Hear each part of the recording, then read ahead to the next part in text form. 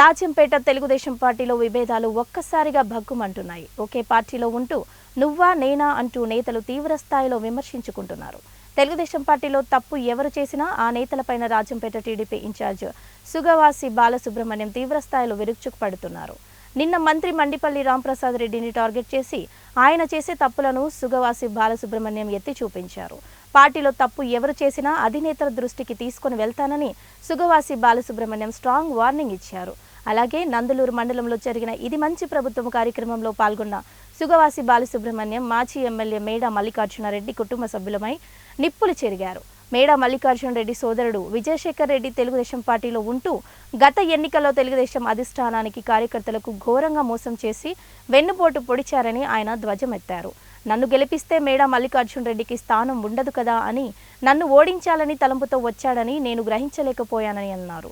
మేడా విజయశేఖర్ రెడ్డి సుండుపల్లి మండలంలో వైసీపీ తరపున అనేక ఏజెంట్లను పెట్టాడని, సిగ్గు లేకుండా మేమే టీడీపీ పార్టీ అని చెప్పుకుంటూ తిరుగుతున్నాడని, అసలు మేడా కుటుంబంకు తెలుగుదేశం పార్టీకి ఎటువంటి సంబంధం లేదని సుగవాసి బాలసుబ్రహ్మణ్యం ఆరోపించారు.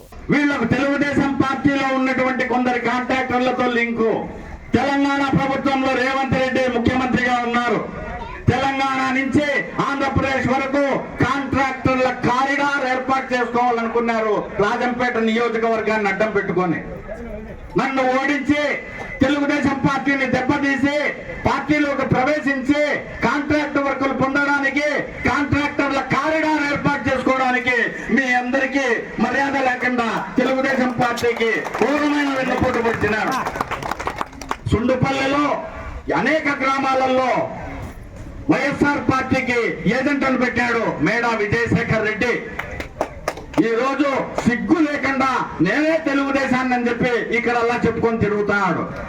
అది అబద్ధం. తెలుగుదేశం పార్టీ కార్యకర్తలకు మేడా కుటుంబానికి సంబంధమే లేదు.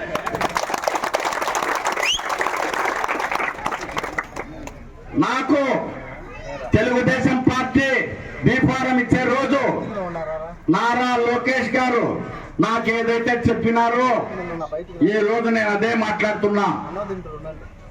నాకు చెప్పినటువంటి విషయం ప్రతి ఒక్కటి నేను తూచా అమలు పరుస్తున్నా తప్పితే నేను వేరే ఏది మాట్లాడటం లేదు. చంద్రబాబు నాయుడు గారు ఎన్నికల ప్రచారానికి వచ్చినప్పుడు మాట్లాడింది నేను అమలు చేస్తున్నా. సౌకర్యాలు కావాలి, ప్రజలకు మనం సౌకర్యాలు ఇవ్వాలి. సౌకర్యాలన్నీ ఇస్తాం. బానిస బ్రతుకులకు బతకమంటే బతుకుతాం.